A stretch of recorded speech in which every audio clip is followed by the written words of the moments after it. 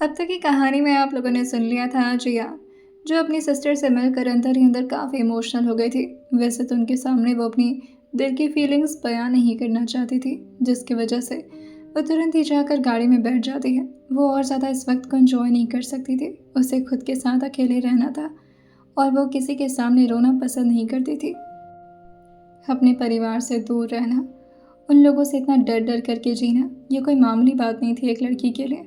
वो मात्र अभी 19 साल की हुई थी और उसके ऊपर बहुत बड़ी जिम्मेदारी डाल दी गई थी और घर से भी उसे कोई सपोर्ट नहीं मिलता था। पूरी दुनिया जो इतनी बड़ी थी, मगर उसमें जिया पूरी तरह अकेले पड़ चुकी थी और ऐसा उसे लगता था। रियाज भी इसके साथ आकर गाड़ी में बैठ जाते हैं और वो लोग अब दोबारा वापस मेंशन की तरफ निकल रहे थे। जिया जो बहुत ज़्यादा कंट्रोल करने की कोशिश कर रही थी, वो बार बार अपनी मुट्ठी को कस के भीन लेती। कभी वो अपनी आंखें जोर से बंद कर लेती, कभी गहरी गहरी सांस भरने लगती। रियाज उसके एक हाथ को अपने हाथ में लेते हैं और हल्का हल्का अपने दम से रब करते हुए कहते हैं, रोना चाहती हो तो रो लो, ऐसे अपने अंदर हर बात नहीं छुपाते। जिया रियाज की बात सुनते हुए तुरंत ही अपने हाथ को झटके से अपनी तरफ करती हुए कहती है, I am a strong women, मैं रोने वालों में से नहीं हूँ और मुझे रोना नहीं आता। रियाज उसको देखकर कहते हैं, स्ट्रॉन्ग का पता नहीं पर एक्टिंग अच्छी करती हो। परेशान हो? जी अपने सर को जल्दी से नाम हिलाते हुए कहती है, आप गाड़ी चलाइए, मैं ठीक हूँ। रियाज उसकी आवाज़ से उसका भारीपन महसूस कर पा रहे थे कि वो अपने दिल में कितना सारा दर्द छुपाए बैठी है। वो चाहते थे कि जिया उनके सामने रो ले, लेकिन जिया वो उनके सामने क्यों रोती? वो रियांश को कभी अपना समझी ही नहीं थी। लेकिन रियांश को तो जिया को किसी भी हालत में अच्छा महसूस कराना था और उसके लिए जिया का रोना ज़रूरी था। इस तरह उसके दिमाग में स्ट्रेस पड़ सकता था, वो भी बहुत ज़्यादा, जिस वजह से रियांश जो अपनी गाड़ी में म्यूज़िक ऑन कर देते हैं। जैसे ही वो म्यूज़िक ऑन हुआ था, जिया तुरंत ही रियांश की तरफ देखते हुए पूछते हैं, ये कैसा गाना है, बंद करिए इसे। रियांश कहते हैं, मुझे अपनी मॉम की याद आ रही है, दैट्स व्हाई मैं इस गाने को प्ले कर रहा हूँ। तुम्हें कोई प्रॉब्लम है? वो गाना कुछ यूँ था, तो कितनी अच्छी है, तो कितनी भोली है, प्यारी प्यारी है, ओ माँ ओ माँ। जिया तुरंत ही उस गाने को बार बार बंद करने की कोशिश कर रही थी और उसकी आंखें पूरी तरह से भरती जा रही थी, लेकिन वो रियांश को ये रियलाइज़ नहीं कराना चाहती। रियांश जिया का हाथ पकड़ते हुए कहते हैं, प्रॉब्लम क्या है तुम्हारी, मुझे गाना सुनने दो। जिया जो कहती है, ये गाना बंद करिए प्लीज़। रियांश जो कहते हैं, मैं नहीं बंद कर रहा। जिया जो तुरंत ही अपने कान पर अपना हाथ रखते हुए कहती है, प्लीज़ प्लीज़ प्लीज़ ये गाना बंद करिए, मैं इसे नहीं सुन सकती। रियांश एक बार उसकी तरफ देखते हैं और फिर गाने को और ज़्यादा स्पीकर पर करते हुए कहते हैं, मैं ये गाना सुनना चाहता हूँ और मैं सुनूंगा, और ये मेरी गाड़ी है, बाकी तुम्हारी मर्जी। जिया जो रियांश से कहती है, गाड़ी रोकिए, मुझे उतरना है। रियांश ने उसके कहने पर गाड़ी तो रोक दी थी, लेकिन दरवाज़ा उससे खुल नहीं पाता। जिया जो बार बार दरवाजे को खोलकर बाहर जाना चाह रही थी, क्योंकि उसके दिल में बहुत सारी घुटन मच रही थी। वो जोर से चिल्लाकर रोना चाह रही थी, क्योंकि वो कभी भी इस तरह की वो जोर से चिल्लाकर रोना चाह रही थी, किसी को जोर से बाहों में पकड़कर अपनी सारी फीलिंग्स शेयर करना चाह रही थी, लेकिन वो ये सब नहीं कर सकती थी। ये म्यूज़िक उसे बहुत ज़्यादा तकलीफ दे रहा था और वो रियांश से कहती है, मैं आपके सामने हाथ जोड़ती हूँ, प्लीज़ ये गाना बंद करिए, मैं इसे नहीं सुन सकती। रियांश उससे पूछता है, क्यों, क्या प्रॉब्लम है इस गाने में, क्या तुम्हें अच्छा नहीं लगता ये गाना? वो गाना लगातार जिया को इमोशनल करता जा रहा था और एट लास्ट जिया अपने आंसुओं से अपना कंट्रोल खो देती है और वो अपने भारी गले और रोती हुई आवाज़ में कहती है, काश काश मेरी मम्मा भी ऐसी होती, सबके मम्मा की तरह। मैं हमेशा से चाहती थी कि मैं अपनी मम्मा से सारी बात शेयर करूं, पर उन्हें मुझसे प्यार नहीं था। शायद मैं उनके लिए कभी मैटर ही नहीं करती। वो लोग बहुत लकी होते हैं। और ये बोलते बोलते वो रियांश की तरफ देखती है और कहती है, जिनकी माँ उनसे प्यार करती है, जिनकी माँ अपने बच्चों का दर्द समझती है। मैं तरस गई हूँ अपनी मम्मा का प्यार पाने के लिए, पर उनके लिए तो पापा की इज्जत हमेशा प्रायोरिटी रहती थी। अगर मैं अभी भी उनके सामने चली गई ना, तो वो मुझसे प्यार से बात नहीं करेंगी, मुझे पापा के हवाले कर देंगी, और पापा और बड़े पापा मिलकर मुझे मार देंगे। कभी देखी ऐसी फैमिली आपने, जिसका बच्चा अपने घर से डर कर रह रहा हो और किसी गैर के बाहों में इस तरह। इस वक्त वो रियांश की बाहों में थी। रियांश उसकी तरफ बेंड होकर के उसको अपने सीने से लगा लिए थे। रियांश उसके आंसू को पोंछते हुए कहते हैं, अगर तकलीफ होती है तो आकर रो लिया करो मेरे सामने, और मैं इसे तुम्हें कमजोर नहीं समझूंगा। जिया रियांश के कॉलर को जोर से पकड़ते हुए कहती है, क्यों मैं आपके सामने रोऊं? क्या लगते आप मेरे? आप भी 14 दिन बाद मुझे छोड़ देंगे। मेरी लाइफ में कोई खुशी परमानेंट नहीं आ सकती, और अगर कभी गलती से आ भी गई तो एक बार पल के झपका लो सब ओझल हो जाता है। आप भी दूर हो जाएंगे मुझसे। मेरी लाइफ में कोई भी शख्स अगर मुझे सपोर्ट करने आता है, भगवान उसे मुझसे दूर कर देते हैं। आप बहुत लकी होंगे अगर आपके मम्मा पापा आपको प्यार करते हैं, तो वो सारे बच्चे लकी होते सिवाय मेरे। मुझे जाकर अपनी मम्मा को बताना है कि मैं उनसे प्यार करती हूँ, अपने दादा को बताना है मैं भी उनकी प्यारी बेटी बनना चाहती हूँ। हमेशा उनकी खुशियों के लिए पढ़ाई की, उनके हिसाब से रहने की कोशिश की, लेकिन हर बात पर वो सिर्फ मुझसे नाराज ही होते रहते। मुझे जीने का कोई हक नहीं है? क्या मैं प्यार डिजर्व नहीं करती? क्या सिर्फ मुझे मारकर ही वो लोग अपना प्यार दिखाएंगे? ये कैसा परिवार है? शायद मेरी किस्मत ही ऐसी है। और ये बोलकर वो रियांश की बाहों से दूर जाने वाली थी, लेकिन तभी रियांश उसे अपने आप से दूर नहीं करता है। उन्हें भी इस बात का रियलाइजेशन होता है कि जो मॉम हमेशा उनकी इतनी केयर करती हैं, रियांश उनसे कितना कटअप रहते हैं, ना ही वो अपने परिवार वालों से ज़्यादा मतलब रखते हैं। और वो जिया को देखते हुए अपने मन में कहते हैं, तुम्हें एक नया परिवार दूंगा मैं, जहाँ सब तुम्हें अपनों की तरह प्यार करेंगे। और कोई तो है जो अभी भी तुमसे बहुत प्यार करता है, पर तुम्हें नजर ही नहीं आता। जिया जो अपने आंसू को पोंछती है और फिर रियांश के सीने पर हाथ रखते हुए कहती है, इस तरह अपनी आदत मत डलवाइए मुझे। वैसे भी दर्द से मेरा कुछ खास रिश्ता है, उससे दूर नहीं जा सकती मैं। घर चलते हैं। रियांश अब उस म्यूजिक को ऑफ कर दिए थे और जिया जो बस बाहर की तरफ ध्यान से देख रही थी, उसे वाकई में काफ़ी हल्का महसूस हो रहा था, जैसे उसके दिमाग से कोई बड़ा सा पत्थर हटा दिया हो। थोड़ी देर में उन लोग की गाड़ी रियांश के बड़े से विला में पहुंचती है।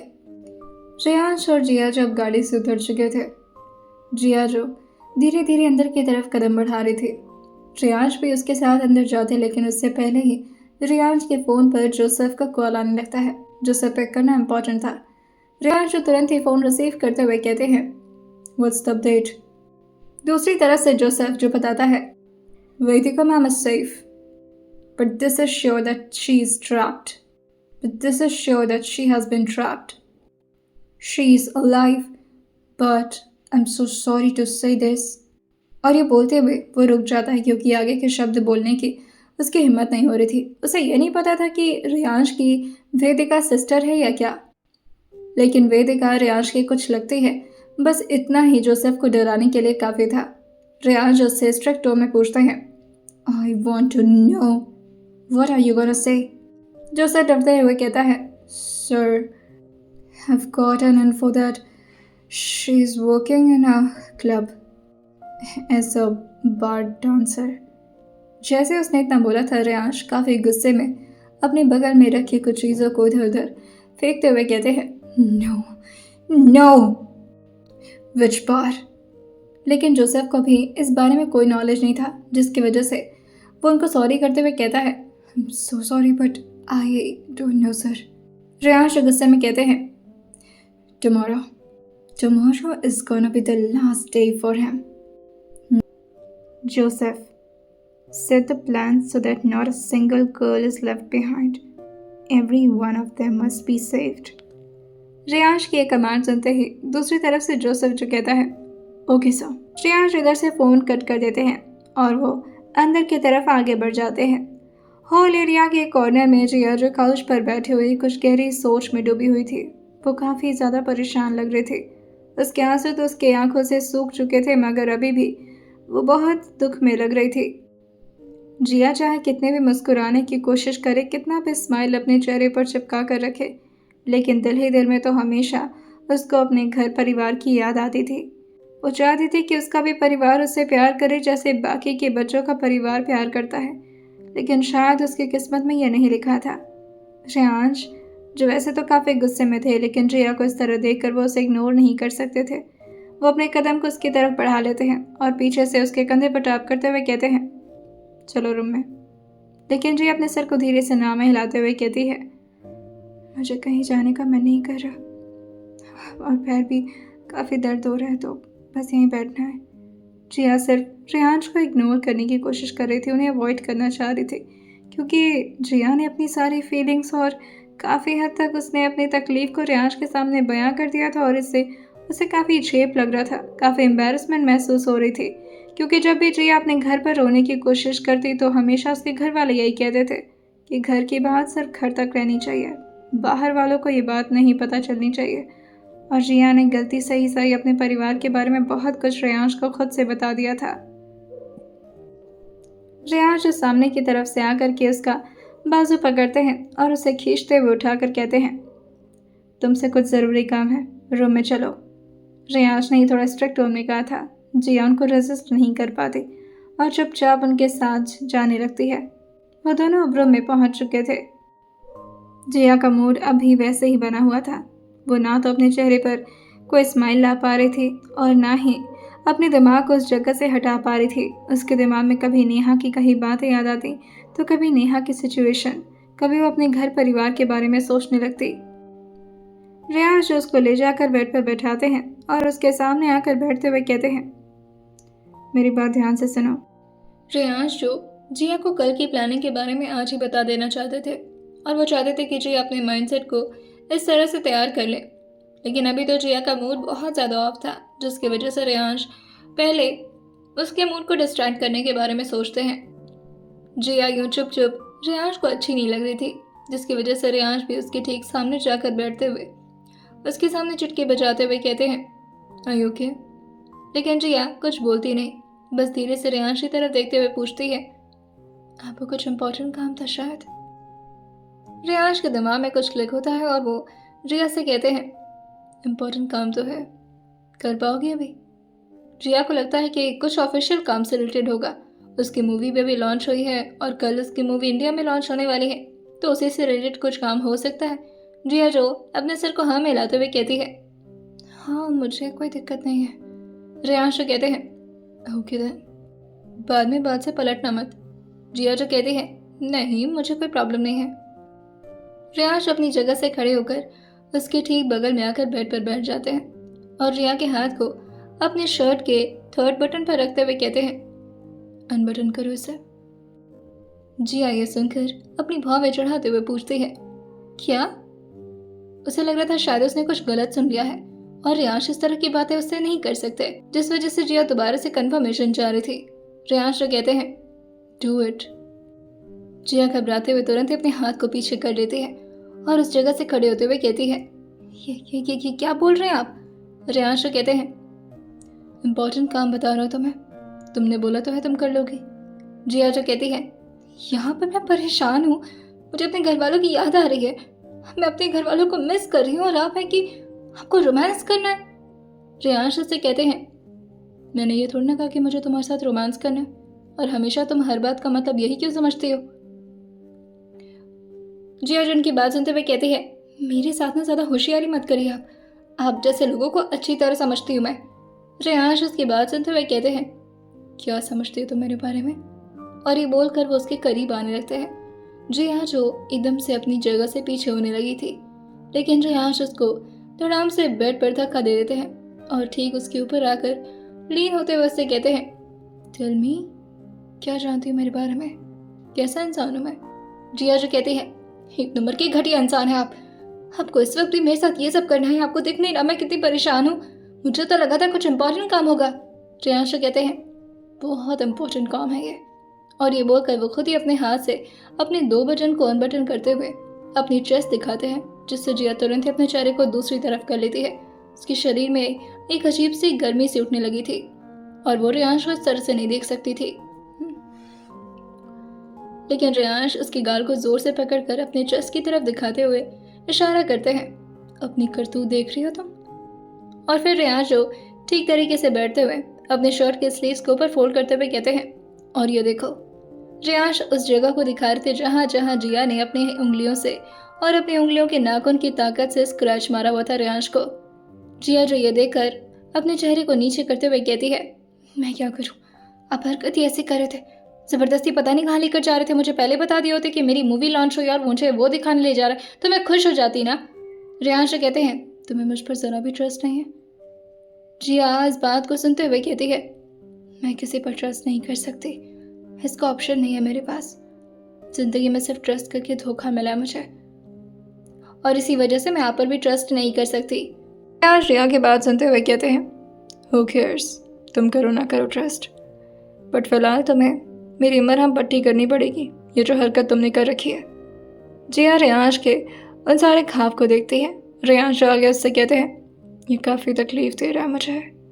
और ये बोलकर वो जिया के चेहरे की तरफ देख रहे थे, जैसे रियांश का वो दर्द और वो घाव नहीं, बल्कि जिया का यूँ चुप चुप चेहरा और उसका ये मायूस चेहरा रियांश को तकलीफ दे रहा था। लेकिन ये बात वो डायरेक्टली जिया से बता नहीं सकते थे। जिया जो रियांश को अपने आप से थोड़ा दूर करते हुए कहती है, तो डायरेक्टली यही बोलते ना, इस तरह से बार बार चिपकने की ज़रूरत नहीं थी। और ये बोलकर वो धीरे से खड़ी होती है और ड्रॉर की तरफ जाती है जहाँ फर्स्ट एड बॉक्स रखा हुआ था।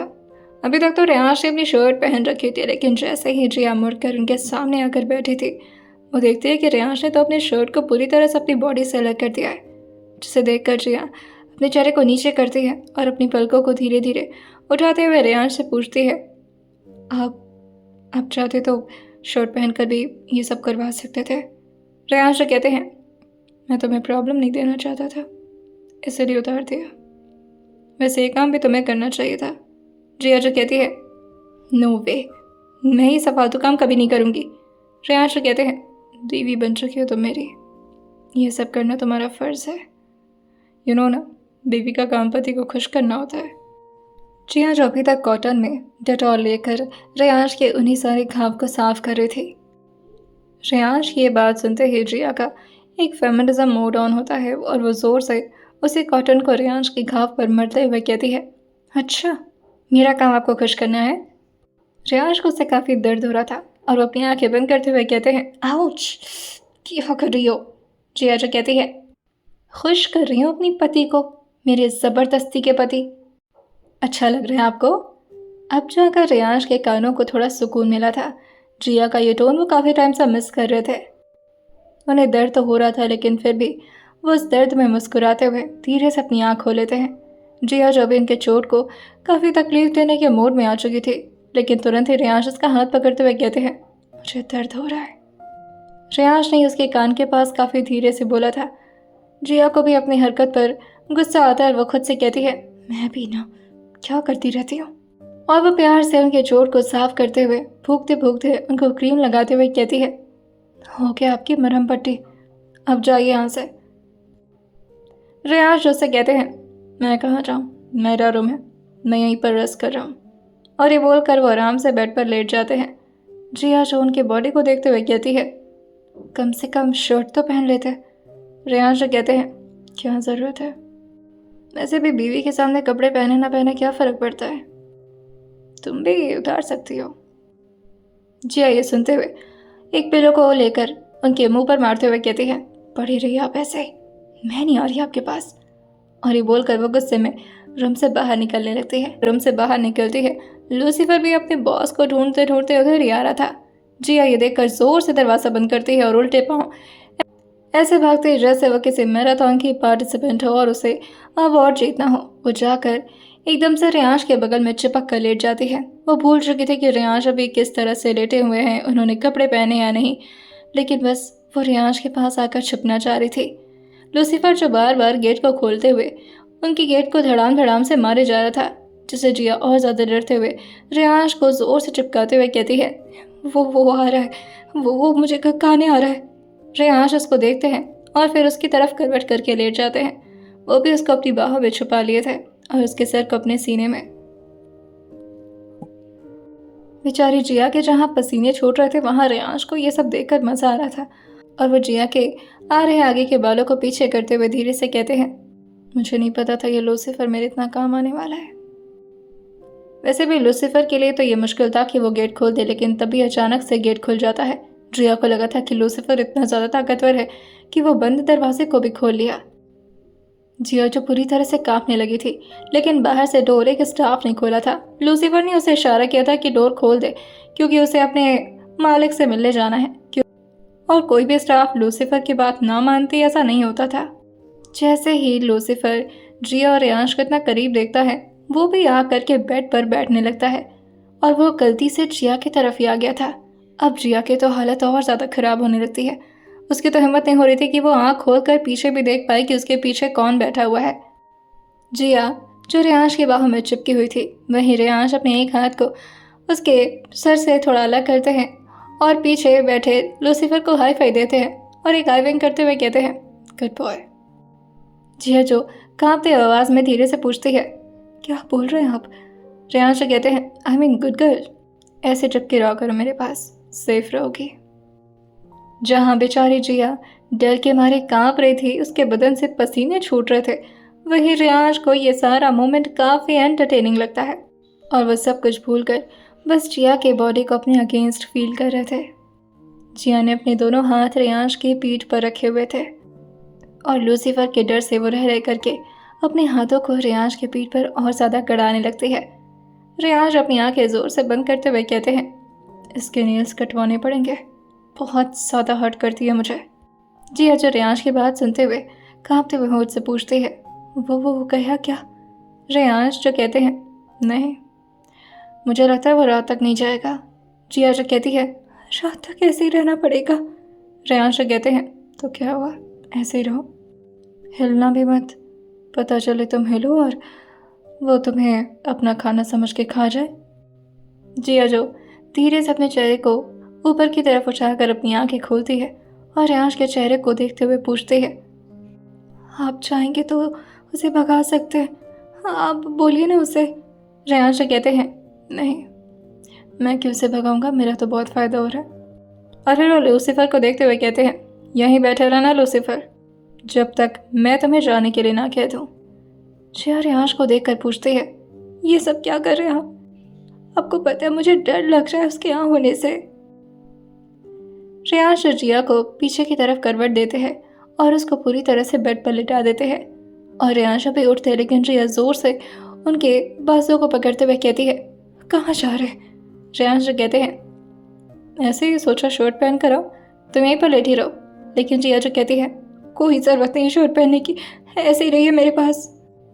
अब उसके ठीक लेफ्ट साइड में लूसीफर था और राइट साइड में रियांश। उसकी इतनी हिम्मत नहीं थी कि वो अपने चेहरे को हल्का सा भी लेफ्ट की साइड में घुमा पाए।